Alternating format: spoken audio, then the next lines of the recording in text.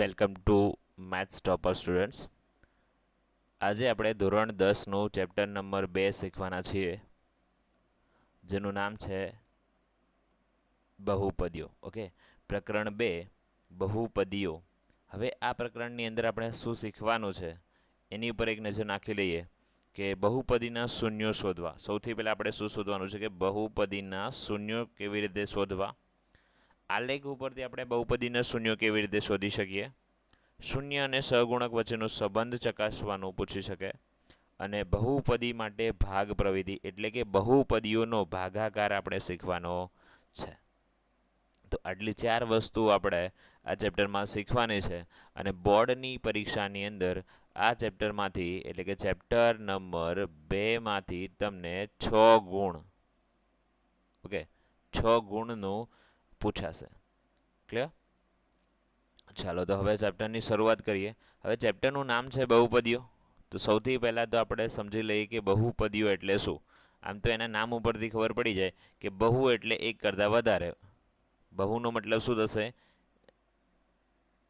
એક કરતાં વધારે પદો. ક્લિયર? તો અહીંયા આપણે એવા પદોની વાત કરવાની છે જે એક કરતાં કેવા હશે? વધારે હશે. તો એને આપણે શું કહીએ? બહુપદીઓ. ચાલો, એ પહેલાં આપણે ધોરણ 9 અથવા 8મા ધોરણમાં આપણે શીખી ગયા છીએ એની અમુક પદો છે એની ચર્ચા કરવાની છે. તો એવા પદો એટલે કે ચલ એટલે શું, બરાબર છે, અચળ એટલે શું. તો આવું પૂછાય નહીં, પણ આપણને બેઝિક ખ્યાલ હોવો જોઈએ કે ચલ કોને કહેવાય, અચળ કોને કહેવાય. ક્લિયર? તો આપણે જોઈએ કે ચલ એટલે શું. આમ તો તમને ખ્યાલ જ હશે કે ચલ એટલે શું, પણ એની જો વ્યાખ્યા સમજવી હોય તો પહેલાં આપણે એને વ્યાખ્યા લખી દઈએ કે જેની કોઈ નિશ્ચિત કિંમત ના હોય. ઓકે, જેની કોઈ નિશ્ચિત કિંમત ન હોય તેને શું કહે છે? ચલ કહે છે. ઓકે, વિદ્યાર્થી મિત્રો, તમને ખ્યાલ જ હશે કે ચલ એટલે શું. તો કે જેની કોઈ નિશ્ચિત કિંમત ના હોય, જેની કિંમત બદલાતી રહેતી હોય, તો એને આપણે શું કહીએ છીએ? ચલ કહીએ છીએ. જેમ કે ઉદાહરણ તરીકે લઈએ,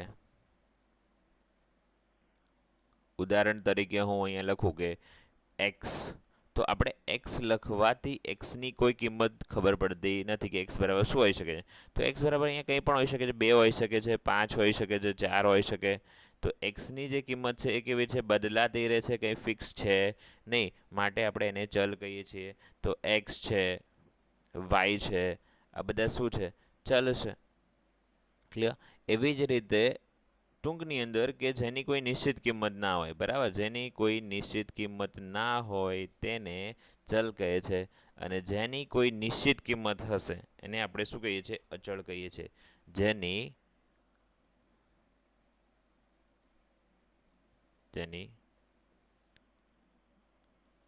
કોઈ નિશ્ચિત કિંમત હોય.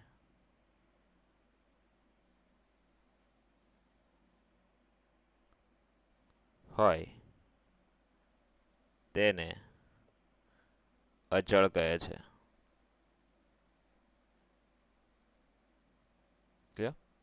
હવે એનું ઉદાહરણ માની લો કે હું 5 અહીંયા લખું છું, તો 5ની કિંમત ફિક્સ છે. ઓકે, 5ની કિંમત કંઈ બદલાય નહીં કે 1 ના થાય, 2 ના થાય, બરાબર છે. તો એ મતલબ શું થશે કે એ કેવું છે? અચળ છે. બરાબર છે. કોઈ પણ સંખ્યા લઈએ 2, તો એ કેવી થશે? અચળ સંખ્યા છે. બરાબર છે. તો આ થઈ ગયું ચલ અને અચળ. હવે પદ એટલે શું? બરાબર છે, બહુપદીઓ બનવાનું છે. તો પદ એટલે શું? તો કે જ્યારે ચલ અને અચળ બે પોતાની સાથે ગુણાકારમાં અથવા સરવાળા બાદબાકી સ્વરૂપમાં દર્શાવેલા હોય તો એને આપણે પદ કહીએ છીએ. ચલ અને અચળને માનો કે 2 + x છે, તો અહીંયા 2 અચળ છે અને x છે ચલ છે. તો આ બે સ્વરૂપમાં દર્શાવે તો આપણે આને પહેલું પદ અને આને બીજું પદ કહી શકીએ. બરાબર છે. એવી રીતે 2x + 5, બરાબર છે. તો આ પહેલું પદ અને આ બીજું પદ. તો એક કરતાં વધારે પદો હોય એને આપણે શું કહીએ છીએ? બહુપદી. અને ચલ અને અચળ ગુણાઈને એક પદ બનાવે છે. ક્લિયર? આટલી વસ્તુ ખ્યાલ આવી ગઈ હોય. હવે આપણે આગળ જઈએ તો કે સહગુણક એટલે શું. જો ખાસ સમજો, સહગુણક કોને કહેવાય. કારણ કે આપણે આના પછી ટોપિક જ આગળ ભણવામાં આવશે કે સહગુણક વચ્ચેનો સંબંધ ચકાસો. આપણને સહગુણક જ ખબર ના હોય તો પછી આપણે આગળ એ એક્ઝામ્પલ કરી શકીશું નહીં. તો સહગુણક એટલે શું? જો એના નામમાં છે સ એટલે સાથે. સ જે છે એનો મતલબ શું થશે કે સાથે, અને ગુણક, ગુણક એટલે કે ગુણાકાર. ગુણકનો મતલબ શું થશે? ગુણાકાર. એનો મતલબ કે ચલની સાથે જે ગુણાયેલ સંખ્યા હોય છે, ઓકે, વ્યાખ્યા જો લખવી હોય તો કે ચલની સાથે ગુણાયેલ અચળ સંખ્યાને સહગુણક કહે છે.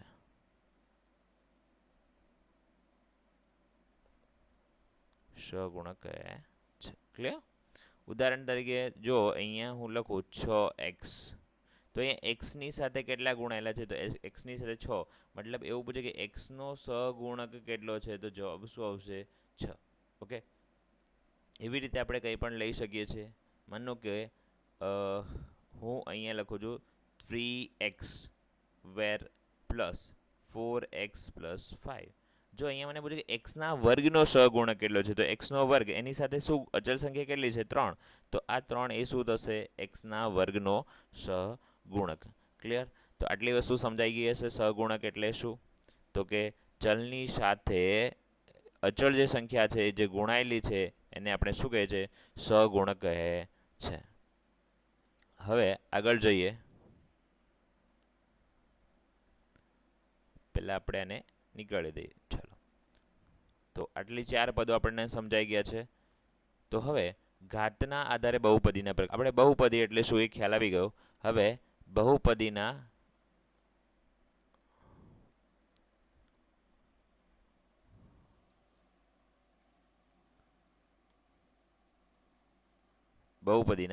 પ્રકારો. ઓકે, ઘાતના આધારે બહુપદીના પ્રકારો. જો નીચે લખ્યું છે સુરેખ બહુપદી, દ્વિઘાત બહુપદી, ત્રિઘાત બહુપદી. તો આ તમે અગાઉ ધોરણમાં ભણી જ ગયા છે, પણ આપણે ફરીથી જોઈ લઈએ કે સુરેખ બહુપદી કોને કહેવાય, દ્વિઘાત બહુપદી કોને કહેવાય અને ત્રિઘાત બહુપદી કોને કહેવાય. ચલો, તો સુરેખ બહુપદી કોને કહીશું? તો આપણને ખ્યાલ છે. જો મારે સુરેખ બહુપદીની વ્યાખ્યા લખવી હોય, પેન બદલવી પડશે.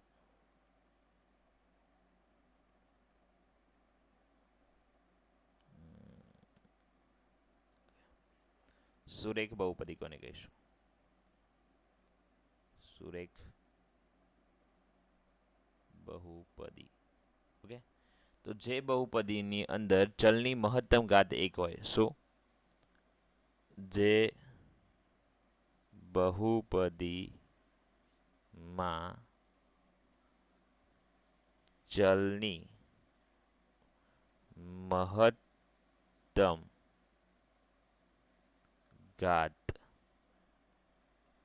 1 હોય. શું હોય? ચલની મહત્તમ ઘાત કેટલી હોય? 1 હોય. તો તેને આપણે શું કહે છે? સુરેખ બહુપદી કહે છે. જો અહીંયા હું 1 લખી દઉં એટલે ખ્યાલ આવે કે અહીંયા ચલની જે મહત્તમ ઘાત કેટલી હોય? 1 હોય. તો આપણે એને સુરેખ બહુપદી કહે છે. ત્યારબાદ હવે દ્વિઘાત બહુપદી. ઓકે, તો દ્વિઘાત બહુપદી કોને કહીશું? ઓકે, તો જે બહુપદીમાં ચલની મહત્તમ ઘાત કેટલી હોય? 2 હોય. તો એને આપણે શું કહીશું? દ્વિઘાત બહુપદી. અને જે બહુપદીમાં ચલની મહત્તમ ઘાત કેટલી હોય? 3 હોય. તો એને આપણે ત્રિઘાત બહુપદી કહે છે. જો એક ઘાત હશે, ચલની મહત્તમ ઘાત કેટલી હશે? 1. તો એને શું કહીશું? સુરેખ બહુપદી. 2 ઘાત હશે તો એને દ્વિઘાત બહુપદી. અને 3 ઘાત હોય તો એને કહેવાય ત્રિઘાત બહુપદી. ઓકે, હવે અહીંયા યાદ શું રાખવાનું છે? સુરેખ બહુપદી છે તો સુરેખ બહુપદીનું વ્યાપક સ્વરૂપ. એને આપણે કેવી રીતે લખી શકીએ? તો સુરેખ બહુપદીને આપણે ax પ્લસ બી સ્વરૂપમાં લખી શકીએ. કયા સ્વરૂપમાં લખી શકીએ? ax પ્લસ બી. અહીંયા દેખો ચલની મહત્તમ ઘાત કેટલી છે? કંઈ ના હોય તો એક તો હોય જ, મતલબ કે અહીં એક ઘાત છે, એટલે આ કેવું છે? સુરેખ બહુપદી છે. ઓકે, ખાસ યાદ રાખજો ax પ્લસ બી. હવે ત્યાં યાદ રાખજો કે a અને બી, અહીંયા a અને બી શું છે? તો કે a અને બી એ વાસ્તવિક સંખ્યાઓ છે. કેવી? વાસ્તવિક સંખ્યાઓ છે. ઓકે, a અને બી શું છે? તો કે વાસ્તવિક સંખ્યાઓ છે. ત્યારબાદ હવે એક બીજી વસ્તુ કે a નોટ ઇક્વલ ટુ 0. અહીંયા a જે છે એ 0 હોવો જોઈએ નહીં. a 0 હોવો જોઈએ નહીં. ક્લિયર? ત્યારબાદ દ્વિઘાત બહુપદીનું વ્યાપક સ્વરૂપ છે. ઓકે, મોસ્ટ ટાઈમ તો એનું જે વ્યાપક સ્વરૂપ છે એ કંઈક ax square plus bx plus c. Okay, કયા સ્વરૂપમાં હશે? તો કે ax square plus bx plus c સ્વરૂપમાં હોય છે, જ્યાં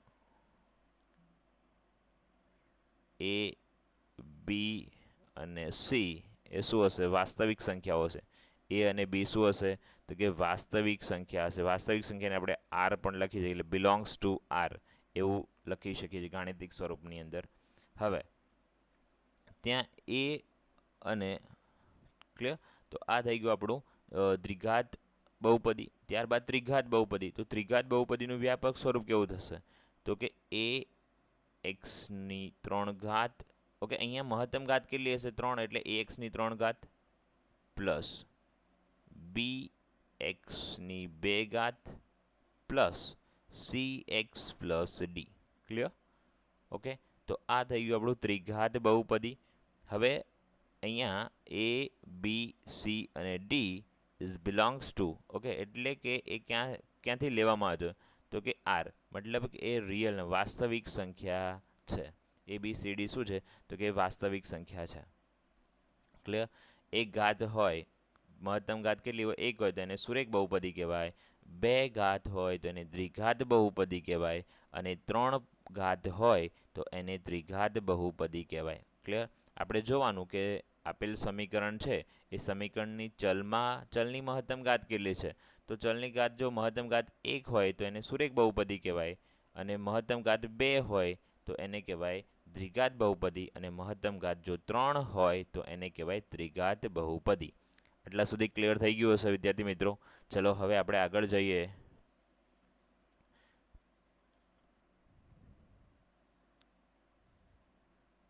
તો જો આમાંથી આ તો બેઝિક છે, બરાબર છે? ક્લિયર? પણ આપણને ખ્યાલ હોવો જોઈએ, એટલા માટે આપણે એનું રિવિઝન કરી દઈએ છીએ. હવે ચેપ્ટરની શરૂઆત કરીએ આગળ, કે બહુપદીના શૂન્યનો ભૌતિક અર્થ. મતલબ કે કોઈ બહુપદી આપેલી છે તો એ બહુપદીનો શૂન્ય એ શું દર્શાવે છે? ક્લિયર? આપણે આલેખ ઉપર તેના શૂન્યો કેવી રીતે નક્કી કરી શકીએ? ઓકે, કોઈ પણ બહુપદીનો આલેખ હોય ને, એ આલેખ ઉપર મળેલ, માનો કે અહીંયા 0 અને 3 છે. ઓકે, તો આ 0 અને 3 એ શું છે? તો કે એ બહુપદીના શૂન્યો, જે પણ કંઈક બહુપદી આપેલી છે એ બહુપદીના શૂન્યો હશે. હવે આપણે અહીંયા બહુપદી છે એ કેવી છે? એક ચલવાળી હશે. આપણે જે ભણવાનું છે ચેપ્ટરમાં એ એક ચલવાળી બહુપદી હશે, એટલે કે એમાં એક જ ચલ હશે. આપણે જે ભણવાની છે એ કેવી બહુપદી છે? એક ચલ બહુપદી. ખાસ ધ્યાન રાખવાનું, એક ચલ બહુપદી. ઓકે, એની અંદર એક જ ચલ હશે, મતલબ કોઈ x આખી રકમમાં હોઈ શકે છે, અથવા કોઈ y ના રકમમાં હોઈ શકે, પણ એક જ હશે, ચલ બદલાશે નહીં. અને જો એક્સમાં આપેલી બહુપદી આપણને શામાં આપેલી હોય? x સ્વરૂપમાં આપી હોય તો આપણે એને p ઓફ x સ્વરૂપે દર્શાવી શકીએ છીએ. અને જો t સ્વરૂપમાં આપેલી હોય તો આપણે એને p ઓફ t સ્વરૂપે દર્શાવી શકીએ છીએ. y સ્વરૂપમાં આપેલી હોય તો આપણે p ઓફ y સ્વરૂપે દર્શાવી શકીએ છીએ. ઓકે, તો અહીંયા બહુપદીનો શૂન્યનો ભૌતિક અર્થ શું છે? મતલબ તમને કંઈક આલેખ આપેલો હશે અને આલેખ ઉપરથી તમારે નક્કી કરવાનું છે કે એમાં શૂન્યો કેટલા હશે. આપણે શું નક્કી કરવાનું છે? આલેખની ઉપરથી આ જે બે આલેખ છે તો આલેખ ઉપરથી તમારે નક્કી કરવાનું છે કે આપેલ બહુપદીના શૂન્યો કેટલા હશે. ઓકે, મોસ્ટ આઈએમપી છે, પરીક્ષામાં અવારનવાર પૂછે છે. તો સૌથી પહેલાં આપણે જોવાનું કે આ જે આલેખ છે એ એક્સ અક્ષને કેટલી વાર છેદે છે. અહીંયા આપણે કોની વાત કરીએ છીએ? એક્સ અક્ષની. ઓકે, ખાસ યાદ રાખો આપણે કોની વાત થઈ રહી છે? એક્સ અક્ષની, કે એક્સ અક્ષને કેટલી વાર છેદે છે.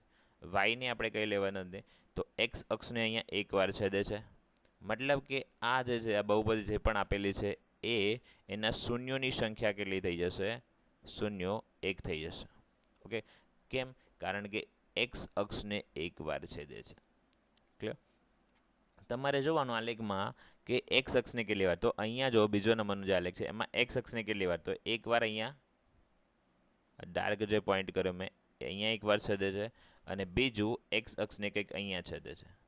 મતલબ એક્સ અક્ષને કેટલી વાર છેદે છે? બે વાર છેદે છે. તો અહીં આ આલેખ માટે, મતલબ આ જે બહુપદીનો જે આલેખ છે એ માટે શૂન્યોની સંખ્યા કેટલી થશે? તો શૂન્યોની સંખ્યા કેટલી થશે?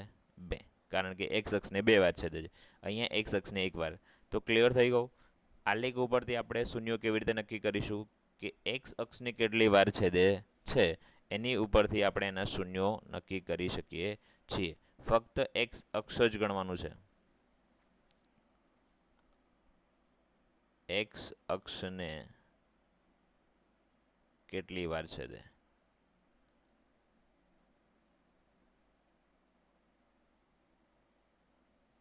ઓકે, જો અવારનવાર બોર્ડની અંદર આના પ્રશ્નો પૂછાય છે, બરાબર છે. આગળ આપણે એ જોવાનું છે કે બોર્ડમાં કેવી રીતે પ્રશ્નો પૂછાઈ ગયા છે.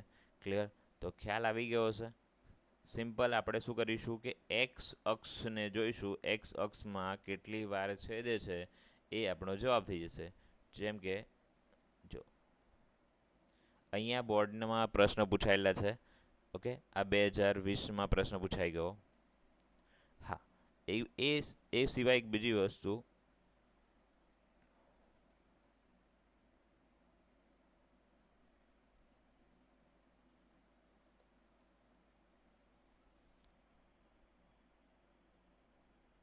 ચલો ક્લિયર? અહીં ખાસ ધ્યાન રાખજો કે સુરેખ બહુપદી જો એ એક્સ પ્લસ બી, ઓકે, એ એક્સ પ્લસ બી સ્વરૂપમાં લખ્યું છે, મતલબ આ કઈ બહુપદી થશે? સુરેખ બહુપદી થશે. કેવી બહુપદી થશે? સુરેખ બહુપદી. અને આપણને ખ્યાલ છે કે જો ખાસ યાદ રાખજો, તમને પરીક્ષામાં પૂછાય કે સુરેખ બહુપદીનો આલેખ કેવો હોય. ઓકે, તો સુરેખ બહુપદીનો આલેખ એક સીધી રેખા હશે. કેવી હશે? એક સીધી રેખા. સુરેખ બહુપદીનો આલેખ કેવો હશે? તો એક સીધી રેખા.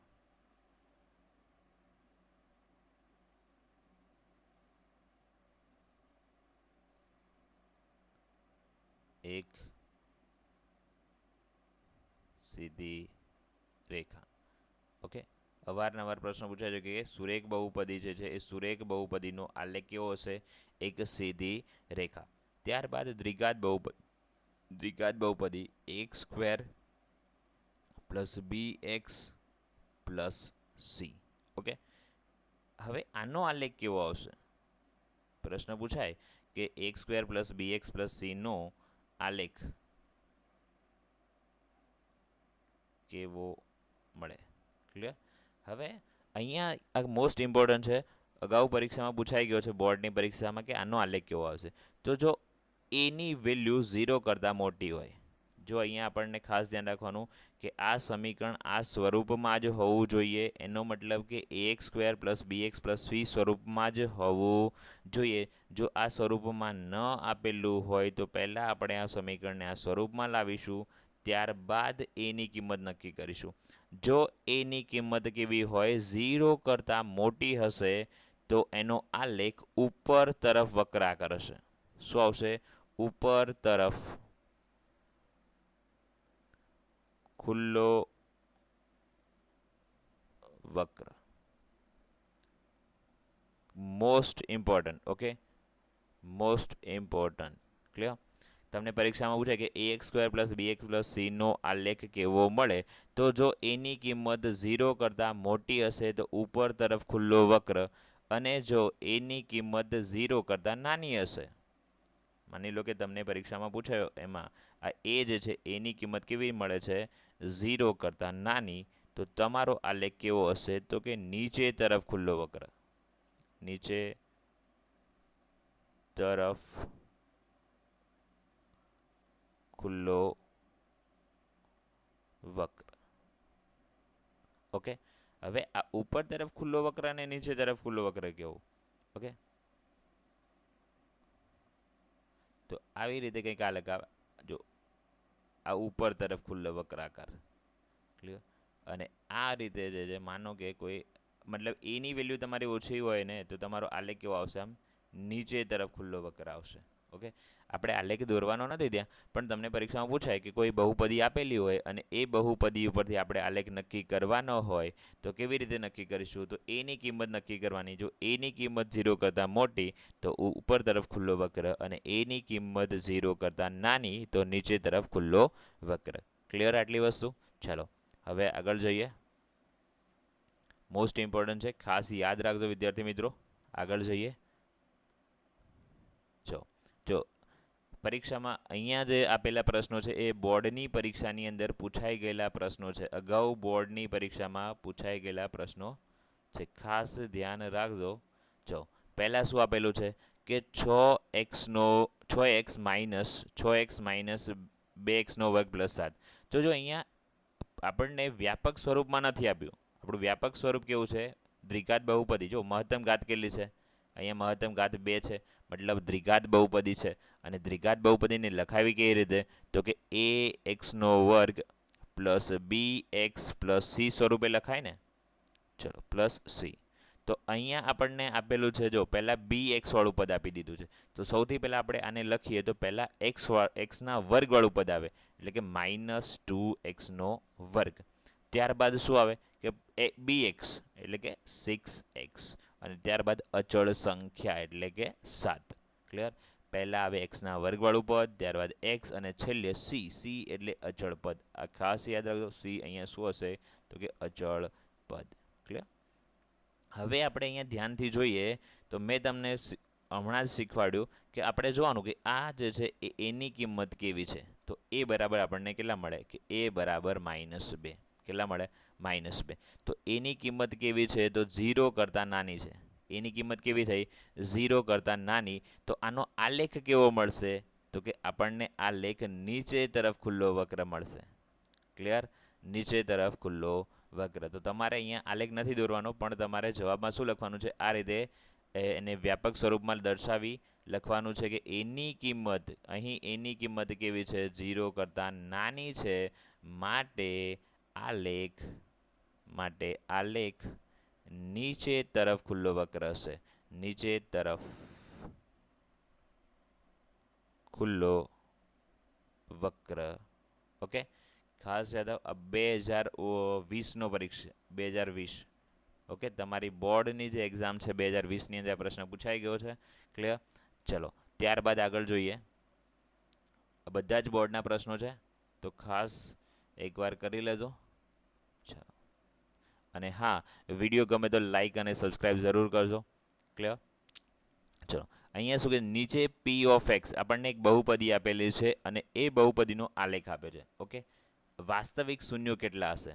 જો અહીંયા આપણે કંઈ દાખલો ગણવાનો નથી, ખાલી આપણે શું કરવાનું છે કે આલેખ આપ્યો છે તો એ આલેખ ઉપર જોઈને જવાબ કહેવાનો છે. તો જો આલેખમાં ક્યાંય એક્સ અક્ષને છેદે છે, આ આલેખ એક્સ અક્ષ છે, આ જે છે એક્સ અક્ષ, એ એક્સ અક્ષને ક્યાંય છેદે છે તો કે નથી છેદતો, તો જવાબ શું થઈ જશે? 0. ઓકે, એક પણ વાર એક્સ અક્ષને છેદતો નથી, મતલબ જવાબ શું થઈ જશે? 0. મતલબ એ ઓપ્શન છે એ સાચો છે. ક્લિયર? આપણે જોવાનું ફક્ત એક્સ અક્ષને કેટલી વાર છેદે એટલો આપણો જવાબ. જો આ 2018નો પ્રશ્ન છે, બોર્ડની પરીક્ષાની જે 2018 હતી એમાં પ્રશ્ન પૂછાઈ ગયો. તો કે અહીંયા શૂન્યો કેટલા હશે? જો એક્સ અક્ષને કેટલી વાર છેદે છે? એક્સ અક્ષને એક વાર છેદે છે, મતલબ શૂન્યો કેટલા થઈ જશે? 1. ક્લિયર? શૂન્યો કેટલા હશે? 1. અહીંયા જવાબ શું થશે? 0, કારણ કે એ એક્સ અક્ષને છેદતો નથી. અહીંયા એક્સ અક્ષને એક વાર છેદે છે, મતલબ જવાબ શું થઈ જશે? 1. ચલો ત્યારબાદ અહીંયા શું કે આ આલેખ પરથી શૂન્યો. હવે આપણે આલેખને જ જોવાનો, રકમ જોવાની નથી. ખાલી અહીંયા શું માગ્યું છે? શૂન્ય. તો એક્સ અક્ષને કેટલી વાર છેદે છે? એક જ વાર. અહીંયા હવે એક વાર છેદે મતલબ આપણે શૂન્ય કેટલા હશે? એક. ક્લિયર? તો આપણો જવાબ થઈ જશે બી. ઓકે, તો આવી રીતે તમને પ્રશ્નો આવડશે. આ તો બોર્ડના પ્રશ્નો છે. આ છે 2020નો પ્રશ્ન છે, આ 2019નો પ્રશ્ન છે, આ 2018નો પ્રશ્ન છે, અને આ 2017ની એક્ઝામમાં પૂછાઈ ગયેલો પ્રશ્ન છે. બરાબર છે? તો એટલા માટે ઇમ્પોર્ટન્ટ છે. હવે તમને સ્વાધ્યાય 2.1 કરીએ આપણે. એમાં કેવી રીતે પૂછેલા પ્રશ્નો છે જો. અહીંયા શું કીધું છે કે આકૃતિમાં બહુપદી px માટે ypx નો આલેખ આપેલો છે. તો આપણે શૂન્યોની સંખ્યા જણાવવાની છે. શું કહેવાનું છે? શૂન્યો કેટલા છે. તો જોવાનું x અક્ષને કેટલી વાર. આ પહેલો આલેખ જે છે એ આલેખમાં x અક્ષને કેટલી વાર છેદે છે? તો કે એક પણ વાર છેદતો નથી. તો આના શૂન્યોની સંખ્યા કેટલી થઈ જશે? 0, કારણ કે x અક્ષને છેદતો જ નથી. અહીંયા x અક્ષને કેટલી વાર છેદે છે? તો કે એક વાર છેદે છે. કેટલી વાર છેદે? એક. મતલબ આનો જવાબ શું થઈ જશે? 1. ક્લિયર? અહીંયા x અક્ષને કેટલી વાર છેદે છે? કે એક વાર અહીંયા, એક વાર અહીંયા છેદે છે, એક વાર અહીંયા છેદે, 3 વાર છેદે છે x અક્ષને. તો જવાબ કેટલા થઈ જશે? 3. તો આ આલેખ માટે એની શૂન્યોની સંખ્યા કેટલી હશે? 3 હશે. જો ચલો અહીંયા ચોથા પ્રશ્નમાં 1 અને 2 વાર છેદે છે. તો જવાબ કેટલા થઈ જશે? 2. પ્રશ્ન નંબર 4ની અંદર જવાબ કેટલો આવશે? 2. હવે અહીંયા કેટલી વાર છેદે છે? તો એક વાર અહીંયા છેદે છે, 2 વાર, 3 વાર અને 4 વાર. તો જવાબ 4. ક્લિયર? અહીંયા જોઈએ તો કે 1, 2 અને 3. ઓકે, તો એક્સ અક્ષને ફક્ત એક્સ અક્ષ ઉપર કેટલી વાર ટચ થાય છે એ જ જોવાનું છે. 3 વાર ટચ થાય છે તો જવાબ થઈ જશે આપણો 3, કે અહીંયા શૂન્યોની સંખ્યા કેટલી હશે? 3. ક્લિયર? તો વિદ્યાર્થી મિત્રો, આપણે સ્વાધ્યાય 2.1 અહીંયા પૂર્ણ કરીએ છીએ. હવે નેક્સ્ટ આપણે સ્વાધ્યાય 2.2 કરીશું. ક્લિયર? તો એ માટે તમે લાઇક અને સબસ્ક્રાઇબ કરી દેજો, અને હા, બેલ આઇકોન ઉપર ક્લિક કરી દેજો, જેથી મારો નવો વિડીયો તરત તમને મળી રહે. Thank you. આભાર.